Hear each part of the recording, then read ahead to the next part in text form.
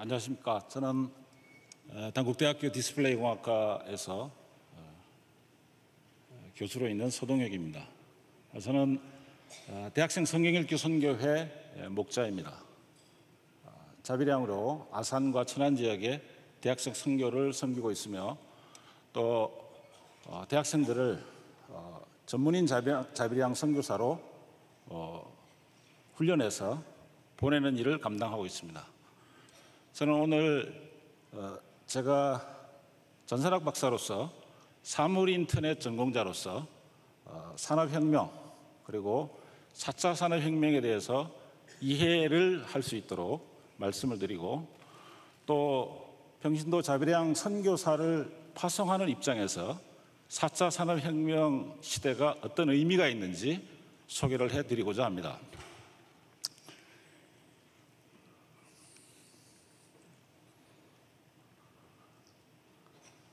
먼저 저는 그동안 있었던 산업혁명에 대해서 설명을 해드리겠습니다. 산업혁명은 기본적으로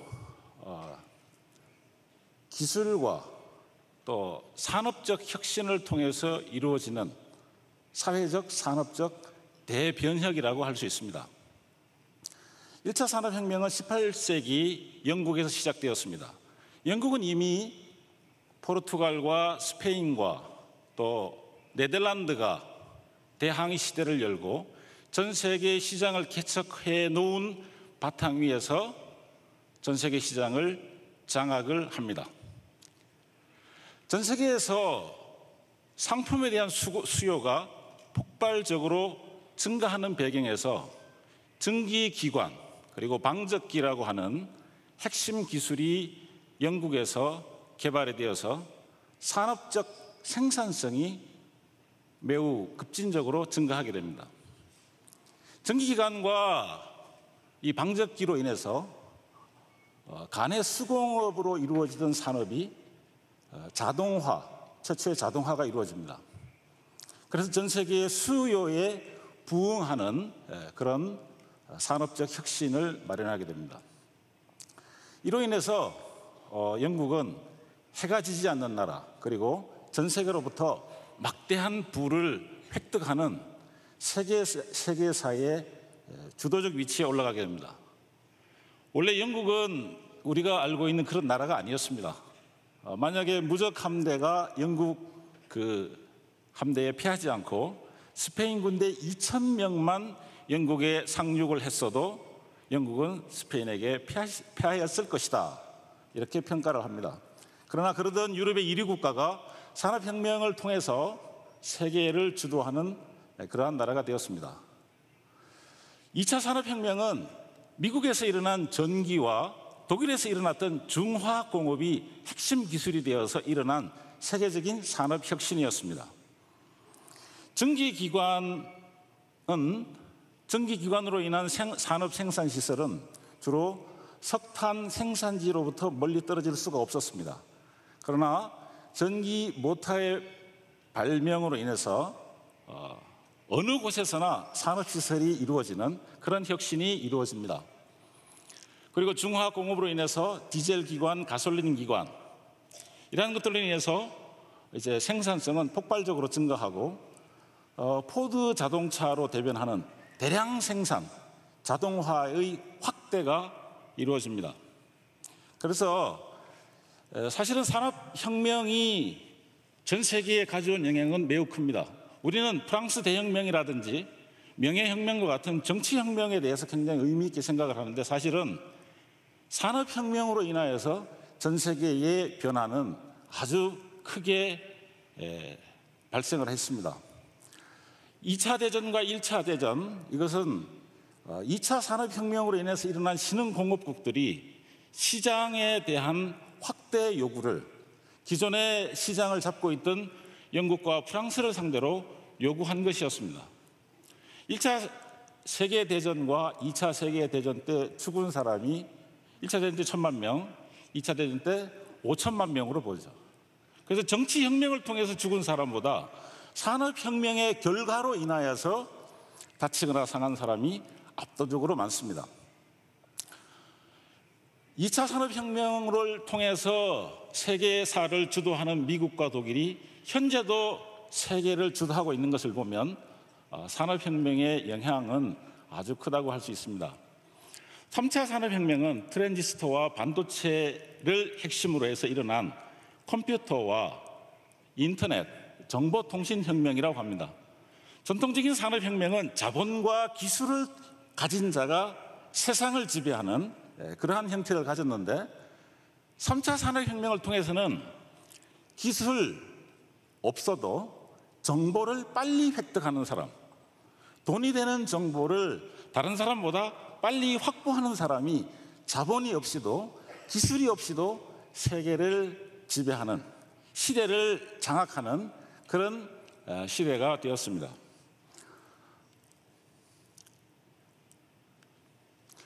저는 이 각 시대의 산업혁명을 볼 때 산업혁명은 하나님께서 우리에게 세계 선교를 잘 할 수 있도록 해주신 선물이었다고 저는 보고 있습니다. 산업혁명을 보는 시각은 학자들마다 다양하게 있습니다. 경제학을 보는 사람들과 또 사회학을 보는 사람들, 기술의 진보를 보는 사람들, 또 민중 역사를 보는 사람들은 저마다 산업혁명을 자기의 관점에서 해석을 할 것입니다. 그러나 저는 세계 선교를 기준으로 봤을 때 산업혁명은 하나님께서 세계 선교를 이루시는 강력한 도구로 사용하신 것이다. 저는 그렇게 보고 있습니다. 1차 산업혁명으로 인하여서 대항해 시대가 그 이전에 이미 열렸고 범선, 바람의 힘으로 가던 배가 전기선으로 대체가 됩니다. 2차 산업혁명의 결과로 디젤 기관과 또 가솔린 기관, 항공기 이러한 운송수단의 발달로 인해서 우리 선교사님들은 전 세계를 빨리 마음껏 가게 되었습니다. 특히 세계 선교가 우리 개신교 세계 선교가 폭발적으로 시작되는 시기를 산업혁명 시기의 캠브리지 7으로 보는 그런 선교 역사가들이 많은 줄로 압니다. 그래서 1차 산업혁명과 또 2차 산업혁명 시대에는 확실히 이 세계 선교가 산업혁명을 기초로 해서 폭발적으로 성장하고 또 세계 선교가 많은 열매를 맺는 그런 시기였다고 볼 수가 있습니다. 3차 산업혁명 시대, 3차 산업혁명과 또 세계 선교를 어떻게 볼 것인가? 저는 3차 산업혁명 시대에 저희 대학생 선교는 많이 위축이 됐습니다. 90년대 이후 또 인터넷이 보급된 이후 캠퍼스에서 학생들 전도하는 그런 열매가 급격하게 감소를 합니다. 그래서 3차 산업혁명은 선교를 위해서, 선교 역사를 위해서 조금 불리하지 않았나 이런 생각을 했는데 또 그렇지 않은 것을 봤습니다. 우리가 직접 선교사님들이 갈 수 없는 나라, 또 우리가 직접 선교할 수 없는 지역에도 인터넷을 통해서 우리의 선교 콘텐츠와 또 선교 자산들이 공개될 수 있고 전달될 수 있는 시대를 맞이하였다고 볼 수가 있습니다. 그래서 저는 1차, 2차, 3차 산업혁명은 역대로 모든 산업혁명들이 세계 선교에 큰 기회를 제공하였고 각 산업혁명 시대마다 선교는 폭발적으로 증가하였다고 그렇게 보고 있습니다. 그러므로 4차 산업혁명 시대도 이것은 분명히 하나님께서 세계 선교를 잘 하라고, 세계 선교를 더 폭발적으로 이루라고 하나님께서 주신 선물이라고 저는 믿고 있습니다. 다만 방법과 전략이 과거와는 달라져야 할 것이라고 저는 생각을 합니다. 저는 오늘 특강 요청을 받고 왔는데 사무총장님께서 말씀하신 것을 들으면서 아주 큰 감명을 받았습니다. 큰 은혜를 받았습니다. 정답이 이미 다 나왔다. 우리가 뭘 해야 될지 벌써 답이 다 나왔구나. 그래서 저는 4차 산업혁명 시대에 대해서 기술적인 내용만 조용히 얘기하고 가야겠구나. 그렇게 생각을 하고 있습니다. 4차 산업혁명에 대해서 기술적인 내용들을 조금 말씀을 드리겠습니다. 4차 산업혁명에 대해서 여러 가지 것들을 얘기를 하지만 핵심 기술은 사물인터넷과 빅데이터와 인공지능입니다. 그래서 이것들이 들어간 것이 이제 로봇이고요. 그 외에 여러 가지 소재라든지 이런 것들은 이제 그로 인한 제품, 그로 인한 부수적인 서비스라고 할 수 있습니다. 핵심 기술은 사물인터넷과 빅데이터와 인공지능인데 그 중에서도 사물인터넷입니다. 사물인터넷은 감지부, 센서라고 합니다. 센서는 굉장히 많습니다.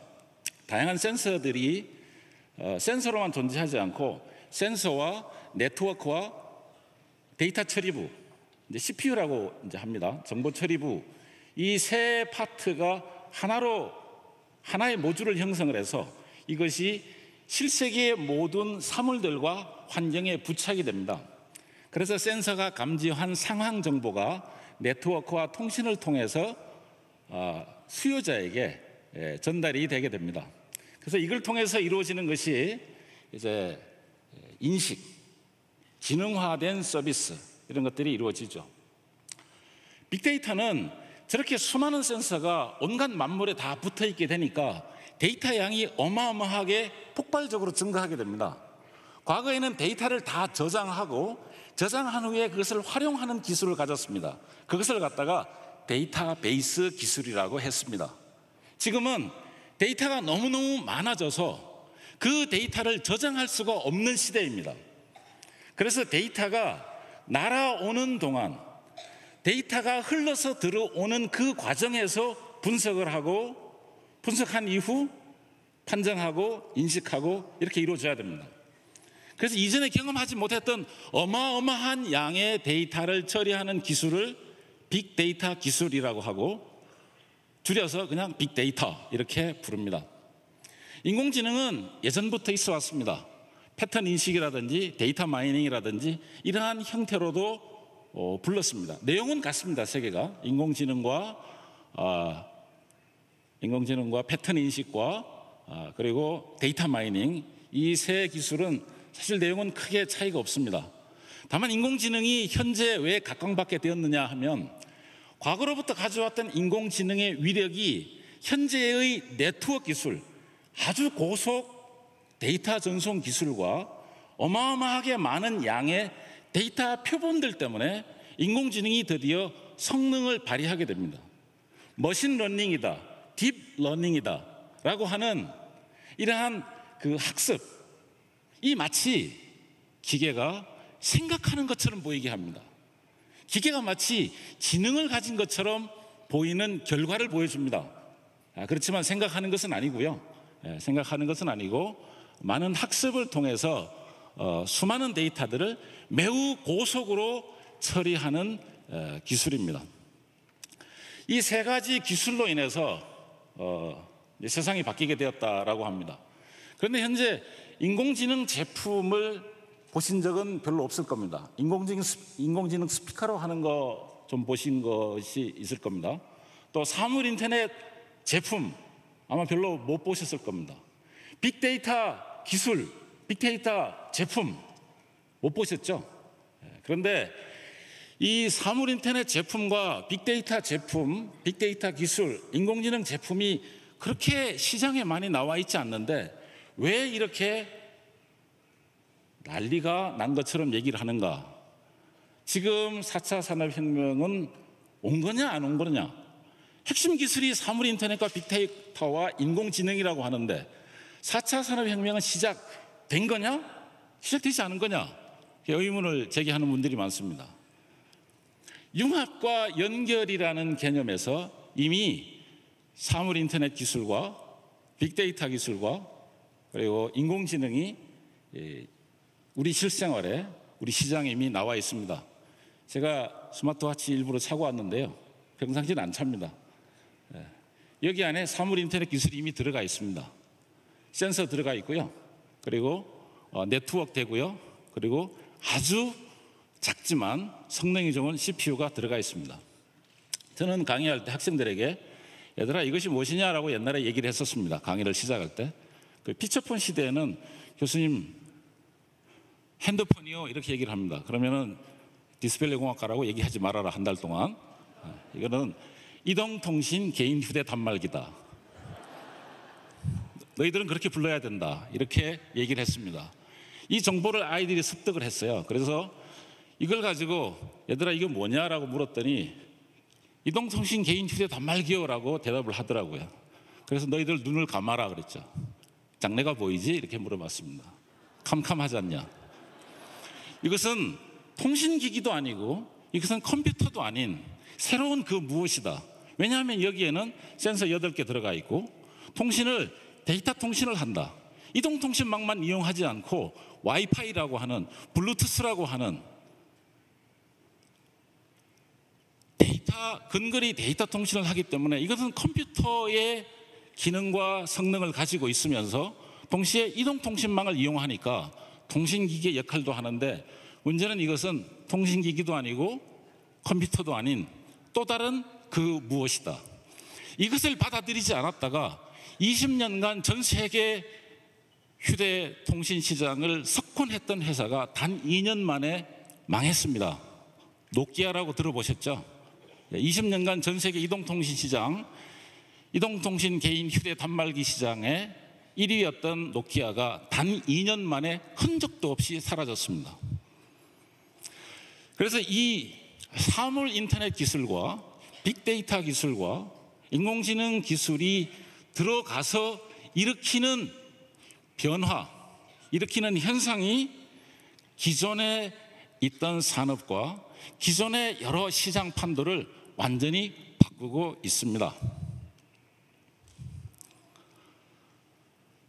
그래서 그러면 이제 이 4차 산업혁명 시대의 변화 양상에 대해서 여러 가지 양상이 나타나는데요. 제일 중요한 것은 이제 사람이죠. 어떤 사람을 원하는가. 근면성실하고 책임감이 강한 사람이 이제는 B급입니다. 근면성실하고 책임감이 강한 사람은 회사에서 해고당하기가 쉽습니다. 요즘 시대는 창의적이고 열정적인 사람을 원합니다. 일요일 날 부장님께 전화를 하면 부장님이 김대리 내일 회의 때 얘기하지라고 하면서 귀찮아했습니다. 그러나 요즘은 일요일 날 퍼뜩 회사에게 유익을 주기 위하여 새로운 아이디어가 나왔을 때 그것을 빨리 부장님한테 알려야 됩니다. 부장님, 이런 아이디어가 있습니다. 그러면 부장은 지금 그거 잘 정리했다가 내일 아침에 바로 보고서를 가져와라고 지시를 합니다. 그러면 그 사람은 보고서를 준비하기 위해서 일요일 날 회사를 가서 밤을 새워서 보고서를 만듭니다. 수당 없이 자발적으로 회사의 이익을 위해서 창의적이고 새로운 방법을 제시를 해야 됩니다. 근데 또 지금은 또 그게 또 바뀌었습니다.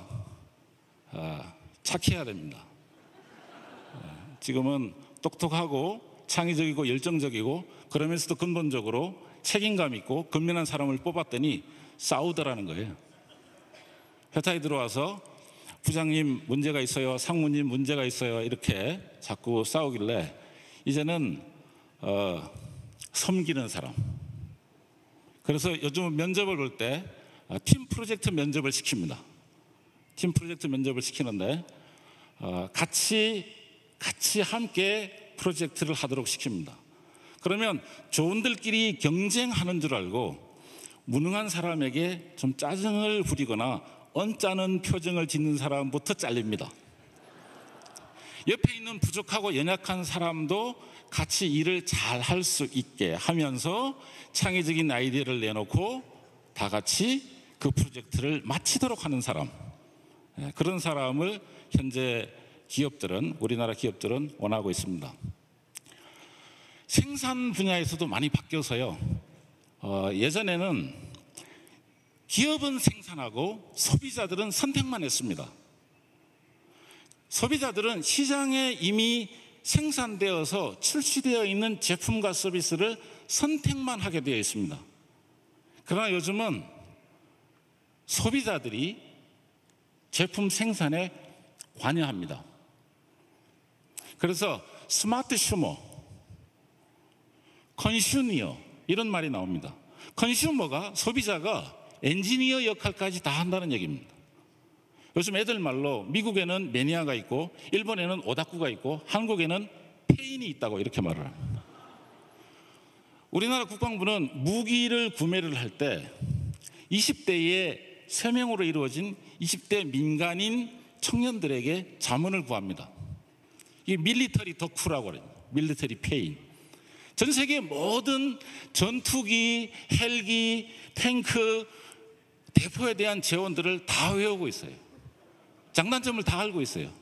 그래서 군대도 안 갔다 온 것 같고 불과 사병으로 군 생활을 마친 사람들이 대한민국 이지스함에 어떤 레이더를 장치해야 좋은지, 대포는 이탈리아산을 써야 되는 이유가 무엇인지 이런 것들을 합리적으로 정보를 제공해 줍니다. 이제 기업에 대해서도 그렇습니다.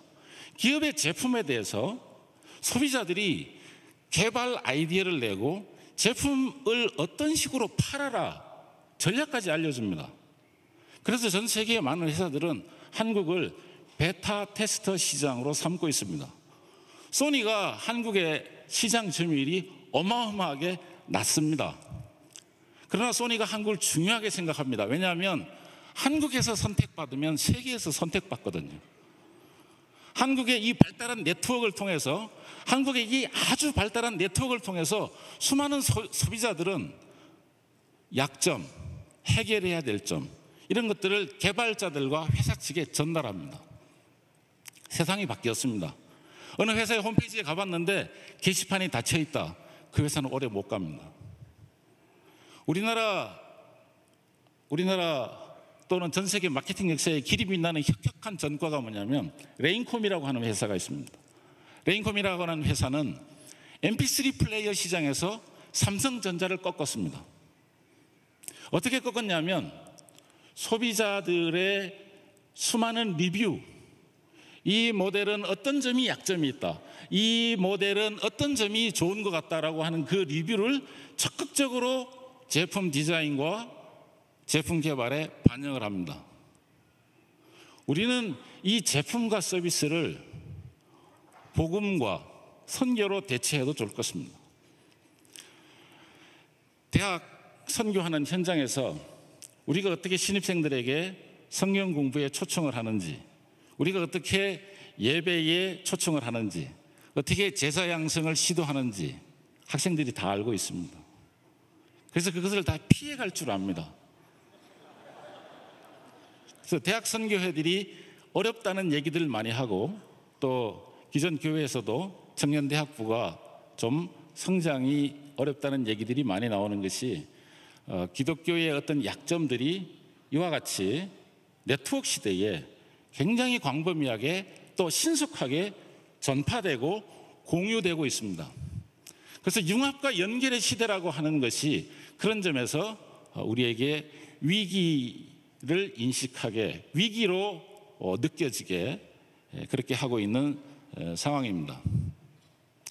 4차 산업혁명의 여러 가지 현상에 대해서는 제가 말씀을 드리려면 너무 얘기가 길어지기 때문에 이 정도, 소비자들은 어떠하다, 또 인재 모델은 어떠하다, 이 정도 선에서 말씀을 맺도록 하고, 그러면 이 시대에 4차 산업혁명 시대 가장 큰 특징은 변화의 속도가 너무너무 빠르다는 얘기입니다. 변화의 속도가 너무너무 빨라서 그 변화에 대응하기가 굉장히 힘들다, 이제 이런 것을 특징으로 갖고 있습니다. 그래서 저는 4차 산업혁명 시대의 이 선교적 도전, 4차 산업혁명 시대 그것이 진정 하나님께서 우리에게 주신 선물이고 세계 선교를 위한 기회가 분명한데, 그때 우리가 무엇을 해야 될 것인가, 어떻게 해야 될 것인가에 대해서 간략하게만 말씀을 드리겠습니다. 정답은 사무총장님께서 다 말씀하셨습니다. 잘 기억하시고 정리하시면 됩니다. 4차 산업혁명 시대에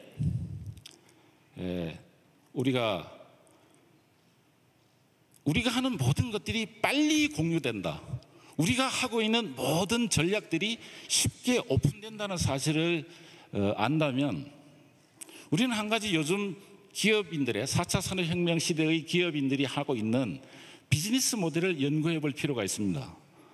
현재 4차 산업혁명 시대의 비즈니스 모델은 단연 플랫폼입니다.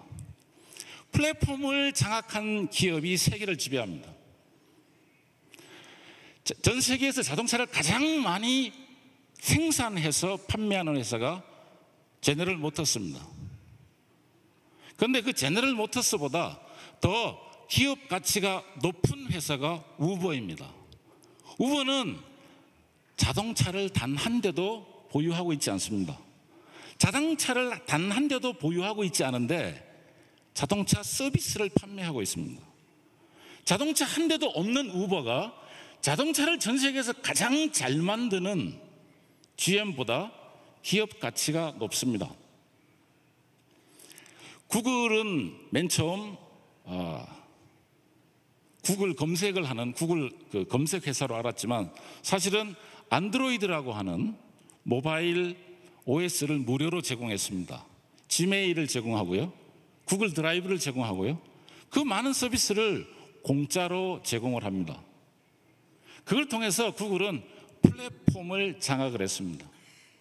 플랫폼의 정의와 플랫폼 선교에 대해서는 아마 이미 자료에 다른 분께서 정리를 잘 하신 걸로 알고 있습니다. 플랫폼은 매우 다양하다고 할 수 있습니다. 그래서 저는 4차 산업혁명 시대를 우리가 맞이하고 4차 산업혁명 시대를 우리가 적응하고 4차 산업혁명 시대를 주도해 나가는 오늘, 우리는 플랫폼 선교에 대해서 깊이 연구를 했으면 좋겠습니다. 특히 저는 예수님께서 계시던 그 시대도 오늘날과 똑같았다는 것을 봅니다. 그 당시 유대 사회에 대농장이 출현했습니다. 자영농들이 몰락했습니다. 헤롯 대왕의 대규모 건축 토목 사업으로 인해서 기술자들이 유입이 되고, 농민들은 농토를 잃고 예루살렘으로 모여서 상공업에 힘썼습니다. 헌금함에 많은 돈을 헌금하며 자랑하는 큰 부자들이 출현했고요, 많은 사람들은 가난하고 아팠습니다. 변화로 인해서 소득 격차가 크게 벌어지고, 시대의 변화가 많은 사람들을 고통스럽게 하던 그 시대에 예수님께서 무엇을 하셨는가? 예수님께서 말씀 전하셨고, 중요한 것은 젊은 제자들을 양성을 하셨습니다. 또 예수님께서 질병을 고치시고 또 많은 귀신들을 쫓아내신 것은 많은 사람들을 모으는 플랫폼을 제공하신 것이었고, 그 플랫폼에서 권세 있는 생명의 말씀을 전하셔서 그 플랫폼이 살아있게 만드셨으며, 그 가운데 모여든 사람들 중에서 제자들을 양성하셨습니다.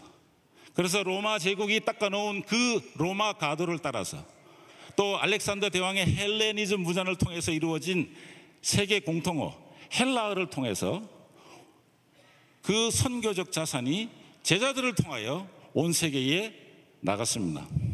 1차 산업혁명 시대에도 캠브리지 세븐이라고 하는 선교 자원들이, 선교 인적 자원들이 영국의 식민지를 향하는 배에 올라타서 전 세계를 선교했습니다. 2차 산업혁명 때에도 미국과 신대륙의 젊은이들이 더 빨라진 배와 비행기를 타고 선교지로 나갔습니다. 그래서 예수님께서 하셨던 대로, 또 앞선 선배들이 하셨던 대로 우리도 4차 산업혁명 시대의 플랫폼을 조금 더 이해하고 예수님께서 하셨던 것처럼 좋은 청년 자원들을 잘 양성을 한다면 4차 산업혁명 시대에도 선교는 폭발적으로 일어날 것이라고 믿습니다. 저는 개인적으로 취업이 지방대 학생들이 너무 안 됩니다. 취업이 너무 안 되는 것이 저는 선교하는 좋은 기회로 삼고 있습니다. 저는 학생들과 대화하고 학생들에게 관심을 가지고 학생들이 취업할 수 있는 프로그램과 학생들이 취업할 수 있는 여러 가지 문제 해결을 플랫폼에 집어넣었습니다. 저는 학생들이 너무 많이 와서 그들을 감당하기가 좀 힘든 상태입니다. 저희는 제자 양성에서 선교사를 보내야 되기 때문에 너무 많이 오는 것이 부담됩니다. 그래서 저는 개인적으로 저만의 플랫폼을 통해서 많은 학생들을 초대하고 있고 또 그 학생들 가운데에서 자배양 전문인 선교사들을 훈련하고 있습니다. 4차 산업혁명은 하나님께서 우리에게 주신 세계 선교를 위해서 주신 큰 선물이고 큰 기회입니다. 4차 산업혁명 시대, 이 시대는 우리가 예수님을 잘 배우고 이 시대를 조금만 연구를 한다면 우리가 더 많은 세계 선교를 더 좋은 방법으로 더 멀리 할 수 있을 것이라고 저는 믿습니다.